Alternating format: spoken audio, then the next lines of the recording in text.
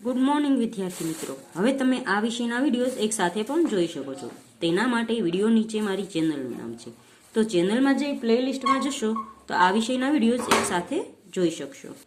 તો વિદ્યાર્થીઓ, ગયા વિડીયોમાં આપણે શીખતા હતા પાઠ નંબર 19 5 દાણા, તેનો અભ્યાસ શીખ્યો હતો અને સ્વાધ્યાયના પહેલો પ્રશ્ન શીખ્યા હતા.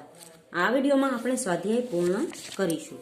તો તેમાં બીજો પ્રશ્ન છે, નીચેના વાક્યો કોણ બોલે છે તે કહો.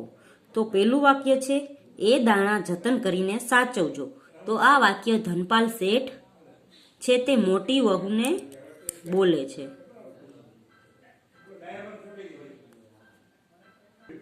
બીજું છે, એ દાણા તો તે દહાડે જ પૂરા થઈ ગયા, હવે એ દાણા ક્યાંથી લાવીએ.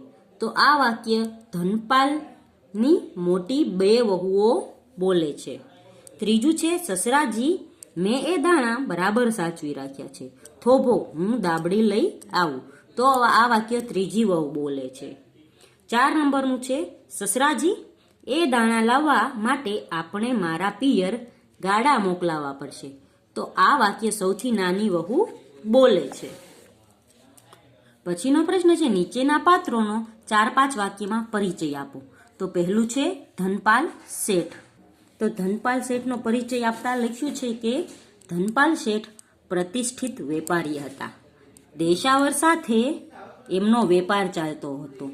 તે ગણતરીવાળા હતા અને એવું માનતા હતા કે ઘરની રાણીની આવડત ઉપર જ ઘરનો એટલે કે લક્ષ્મીનો આધાર છે.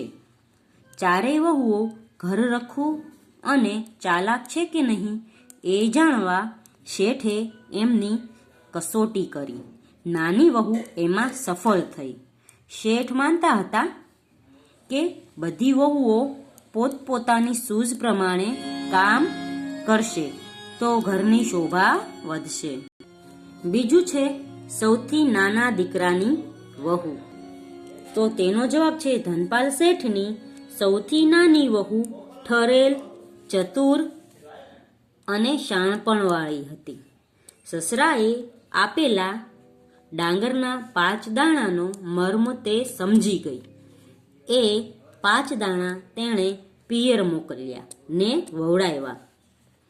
પાક પાકતો ગયો અને તે ફરી વવડાવતી ગઈ.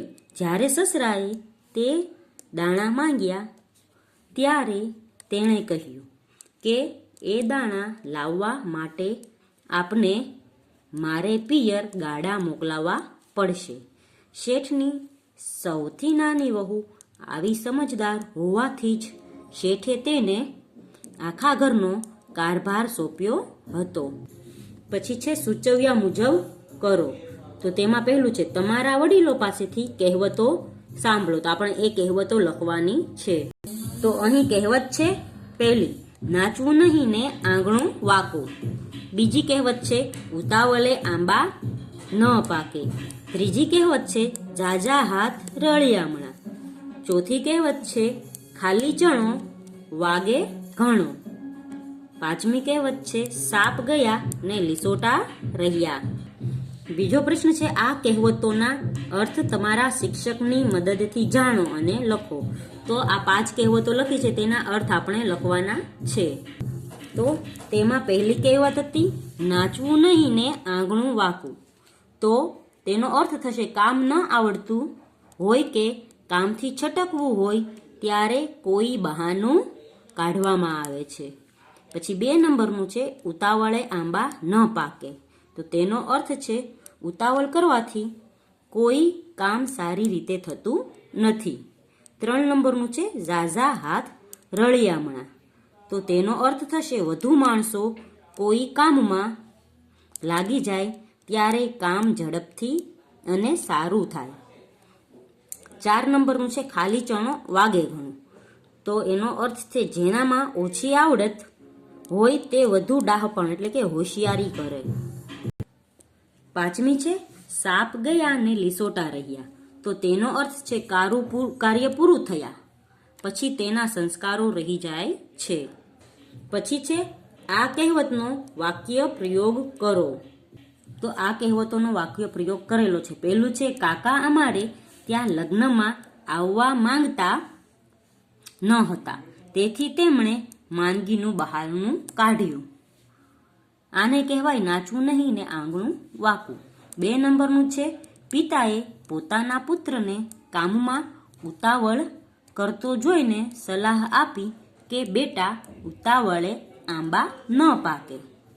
3 નંબરનું છે, જે કામ એક માણસથી ન થાય તે ક્યારેક અનેકનો સાથ મળતા વધુ સારું ને ઝડપથી થઈ શકે છે, તેને કહેવાય ઝાઝા હાથ રળિયામણા.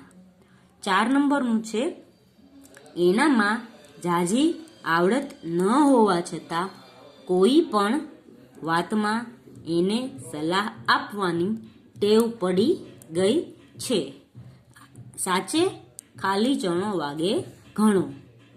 5 નંબરનું છે, દાદાના જમાનાની વાત થોડી થાય, એ જમાનામાં લોકોના વ્યવહાર અને ખાનદાની કેવા, હવે તો સાપ ગયો અને લીસોટા રહી ગયા.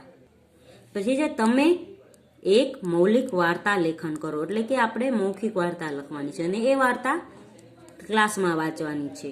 તો અહીં 5 નંબરનો પ્રશ્ન છે, નીચેના વાક્યોના ક્રિયાપદો ઓળખીને તેના પ્રકાર લખો. તો અહીં ક્રિયાપદ ઓળખવાનું છે અને તેનો પ્રકાર લખવાનો છે. ક્રિયાપદના 3 પ્રકાર હોય, અકર્મક, દ્વિકર્મક અને સકર્મક. અકર્મક એટલે કંઈક કાર્ય ન થતું હોય તેવું, અને સકર્મક તો કાર્ય થતું હોય તેવું. જેમ કે રાજકુમાર બેઠો, તો બેઠો એ અકર્મક કાર્ય છે, કારણ કે એ ખાલી પોતે બેસી જાય છે, એમાં બીજું કંઈ કાર્ય થતું નથી. અને ગાંધીજીએ, બીજો નંબર છે, ટુકડો ફાડ્યો, તો ગાંધીજીએ છે તે ટુકડો ફાડ્યો, એટલે ફાડવાનું કાર્ય થયું તો કંઈક ક્રિયા થઈ, એટલે સકર્મક થઈ. 3 નંબરનું છે, વિશીવાલા મહારાજે દેવશંકરને ભાત પીરસ્યા, તો અહીં દ્વિકર્મક છે, કારણ કે વિશીવાલા મહારાજ એ પોતે ભાત કોને પીરસે છે, તો દેવશંકરને. તો દેવશંકર ભાત લે છે અને વિશીવાલા મહારાજ ભાત પીરસે છે, એટલે 2 કાર્ય થયા, એટલે એને દ્વિકર્મક કહેવાય. તો 4 નંબરનું છે, કુસુમાયુધ રડ્યો, તો રડવું એ એક અકર્મક ક્રિયા છે. પછી છે, જીવરામ ભટ્ટ જમ્યા, તો જમી લીધું છે એટલે એ અકર્મક ક્રિયા છે, જમે છે તો સકર્મક થશે. પછી છે, સારથીએ ઘોડા છોડી નાખ્યા, તો છોડી નાખ્યા એટલે ઘોડા ભાગી ગયા, એટલે તે સકર્મક થયું. 8 નંબરનું છે, મહારાજે તરત સેનાપતિને આજ્ઞા કરી, તો આજ્ઞા કરી એ દ્વિકર્મક છે, કારણ કે મહારાજે આજ્ઞા કરી અને સેનાએ આજ્ઞા લીધી, 2 કાર્ય થયા. પછી છે, નાની વહુએ સાસુમાં આગળ ચાળી ખાધી, તો તે સકર્મક ક્રિયા થશે.